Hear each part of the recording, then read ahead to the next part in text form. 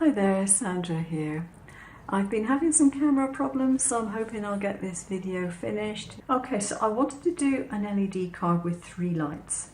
I'm using my little SMDs, surface mounted diodes, in case you wondered, and I have tested them so I know which is the negative side of them and which is the positive. How do you test? You put 2 pieces of copper tape down with a very small gap in between. You then put your battery on so that it contacts on both sides. You put your diode on a piece of tape so you can handle it more easily, and you put it across, and if it lights up, it's in the right direction. If it doesn't, you've either not got it on there properly or else it's ran the wrong way. So you can test your light bulbs like that.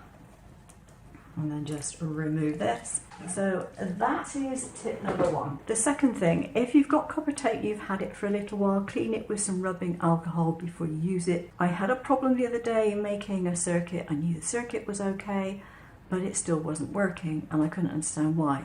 So I looked online, does copper tape deteriorate? Because I've tested everything else and it says yes, it does oxidize over time. So if you clean it off, it'll be just like new.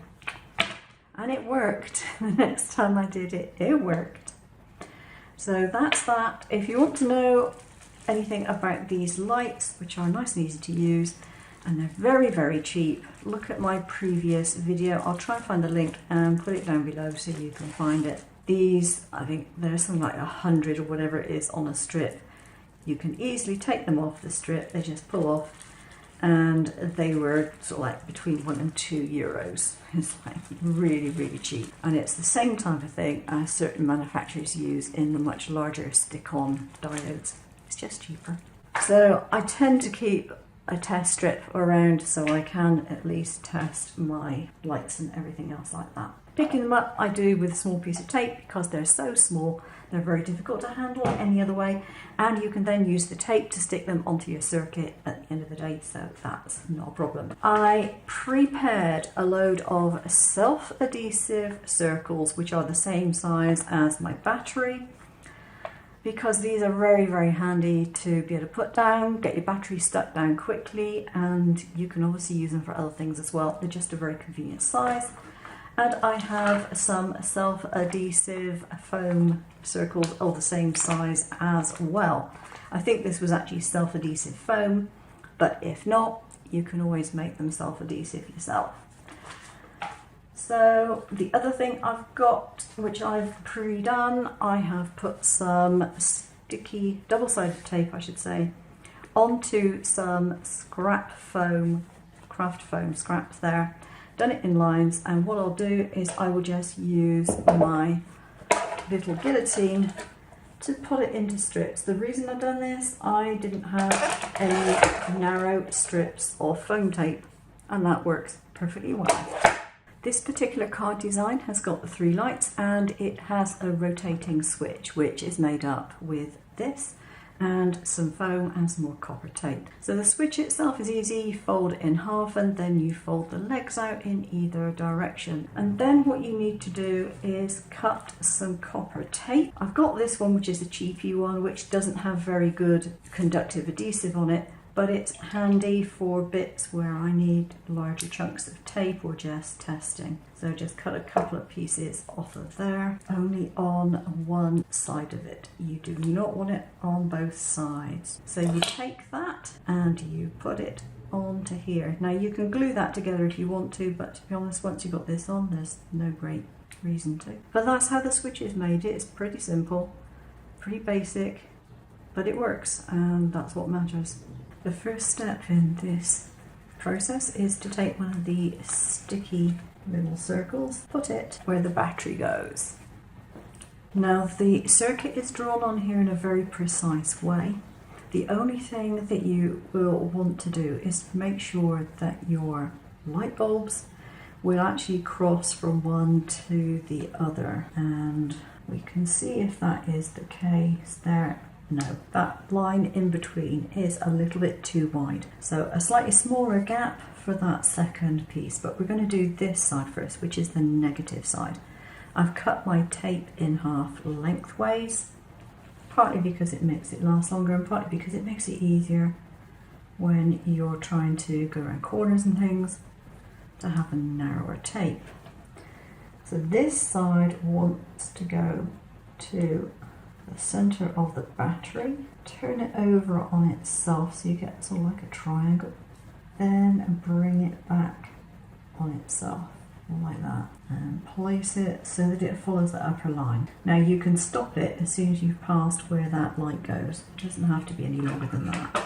So the next piece needs to go with a little gap, just a tiny little gap in between the two of these for your light bulbs to go across. When you bring it down here, it is really, really important that your tape does not go past that white line.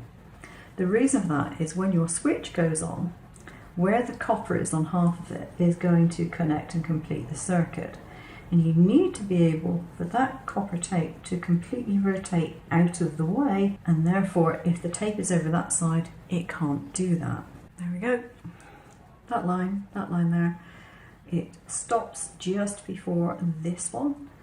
So there is a gap between the two, there has to be, that's the switch part of it. And there's no tape going past that line. Once you've got that in place, you're good to put your battery over the top of the sticky tape. Do it positive side up. And now you are really getting ready to go. Next thing is to put the bottom piece on. Now on this one, I haven't bothered to cut my tape in half, it's just a straight line. I have folded over about 1 centimetre of the tape. And this is going to line up with that top line there. And it's going to go as far as I can make it go over that battery, like that.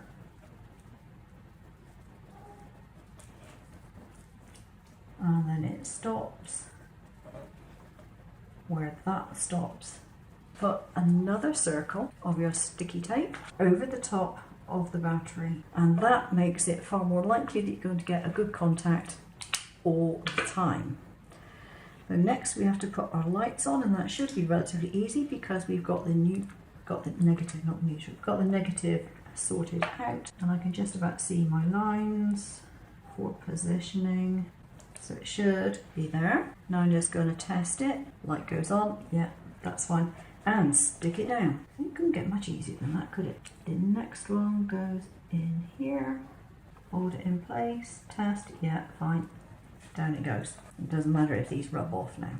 So just a piece of sticky tape does the job. And the last one is going just here.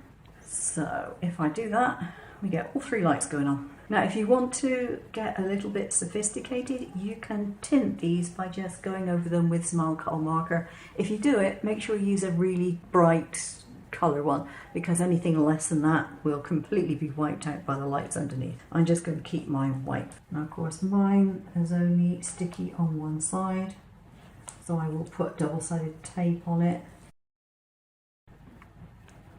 I've taken off all the backing tape off of this. Important, don't forget to put the switch in. So this is what it looks like when it's decorated. I just stenciled on the front of it with a white pen. I've added some little silver dots, and then these butterflies you might recognise from another project. They're just paper ones that I've printed and cut, and I had a whole stash of them, I still do.